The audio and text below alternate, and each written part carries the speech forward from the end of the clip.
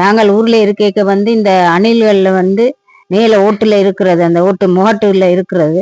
அந்த மோட்டுல இருந்து கீழே விழுந்த அணிலத்தை நாங்கள் வச்சு வளர்த்தினாங்க. அந்த ஞாபகம் இப்ப வந்தது.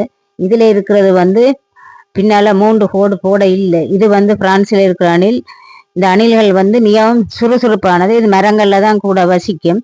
இந்த உலகிலேயே பல வகையான அணில்கள் இருக்கிறது.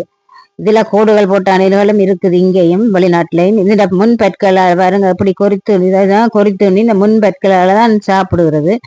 இந்த ஒரு காலத்துல இந்த முன்பற்கள் வளர்ந்துட்டுதுண்டா அதுகளுக்கு சாப்பிட முடியாதாம். அப்ப அதுகளுக்கு பசியால செத்தும் விடுகிறதா என்று அறிந்தேன்.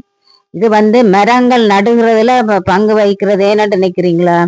இவை தங்களோட உணவுக்காக விதைகள் மற்றும் கொட்டைகளை சேகரித்து வைப்பினம். அப்புறம் அந்த இடத்த மறந்துடுறதால புதைச்சி வச்ச இடத்துல இருந்து மரங்கள் வளர்ந்துடும். அப்ப இது மரங்கள் நடுகிறதுல வெறும் பங்கு தான் வகிக்கிறது. இது அணில் லண்டன்ல கையில எல்லாம் வரும். நான் போன நேரம் எல்லாம் இப்படி செய்த நாங்கள். அணிலின் வாள்கள் அவை மரத்துக்கு மரம் தாவும் போது சமநிலைக்கு உதவுகின்றன. நன்றி.